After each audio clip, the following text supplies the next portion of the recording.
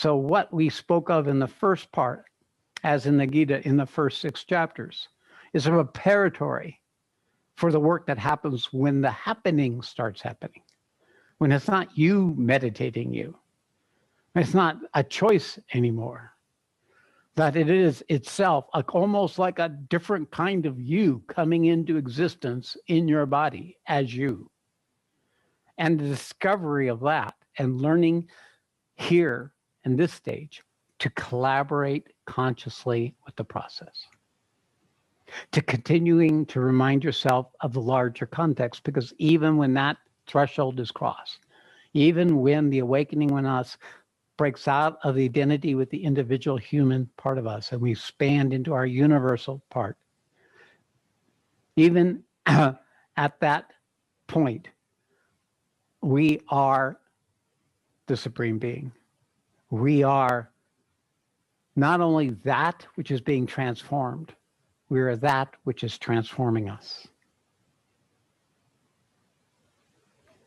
Learning to collaborate with that process is really what everything I'm looking to do in this program here. And of course, it's much of my work with many of you, is to let you know that what's happening to you is the universe waking up as you.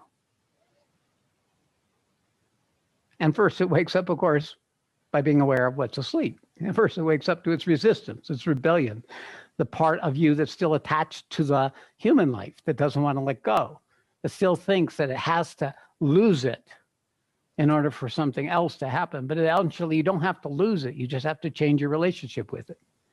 This discovery of finding the right relationship with the process, because the universe doesn't want you not to be you, the person. It wants you, it wants you to be the person, and it wants to be you. Paradoxically, all the struggles and all limitations and all the stories. It wants to be in the delight of the limitations so it can enjoy the expansion of itself as you.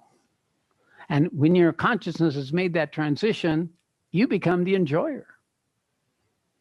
You become the divine divinity waking up in you, and you get to partake in the thrill of your own unfolding.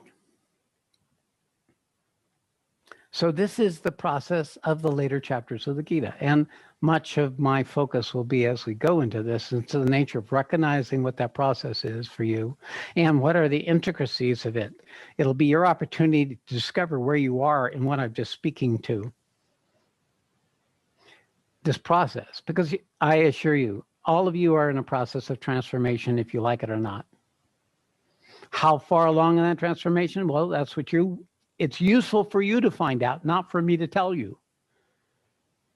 But you will begin to find it for yourself if you follow these principles of this inherent organizing power of your consciousness to move into relationship with existence in a new way. That's why the uniqueness of the Bhagavad Gita is it pulls on the power of this awakened intelligence. And it uses that to give a context, not though the Gita uses the word of goal, it uses the word of goal, but really it is creating a context for holding yourself in existence. That is the goal. Because the unfolding is an endless series of things that happened, which any one of them can be goals from a lesser paradigm than the Bhagavad Gita. So it's beginning to discern and recognize what is the stages of the journey and what's possible and where am I in that process is also the opportunity of in being informed about the unfolding quality that's happening for you, to empower the context, to empower the intent, to empower the part of you that can discern and set priorities and organize attention, to focus on those things that matter and let the rest fall where they may, because those things that are mattering at any one moment is how we expand into the next possibility.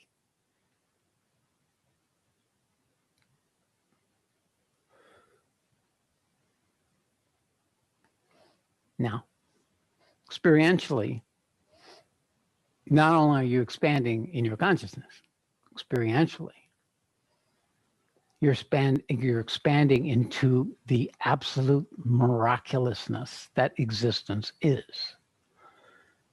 Simultaneously, you're meeting the true manifesting power of the human being, and that is divine love. You're meeting the power of love to transmute and to change the very fundamental organization of the collective consciousness. There is no greater force. Love is truth manifest. When you are experiencing the miracle and in the wonder of the magnificence of what's unfolding, you are that love. And love is what changes the world. Love is what soothes the wounds and strengthens the capacities of human beings to collectively come together and work to create a means of addressing the peril that is coming for all of us on this world that endangers all of us. It is this love, this vast love, this great love that is the ultimate outcome of this journey. And that becomes the Supreme Being manifesting its purpose through you.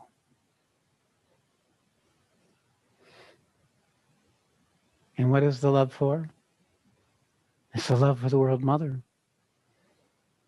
It's the love for all beings that are struggling in the process of the peril. It's a love for humanity. It's a love that holds a doorway open, a warp in time and space for the million generations that have yet to come. It's a love that holds in any one moment the fullness of what's being created with that love. The power of the Bhagavad Gita is devotion.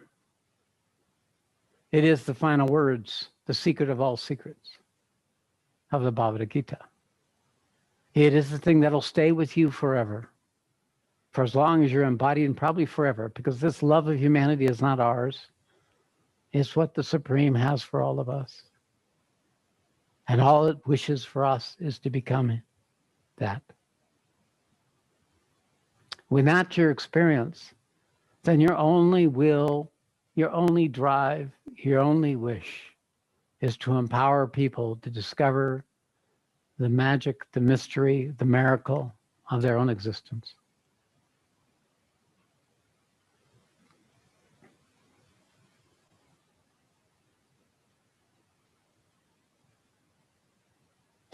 Proof of manifestation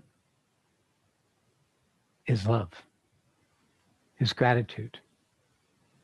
And there are precursors. There's relaxation, there's peace, there's a sense of freedom, the falling away of fear and anger and resentment, desire and jealousy. They all fall away as the love starts coming forward. These are all indicators, but it's the Ananda itself.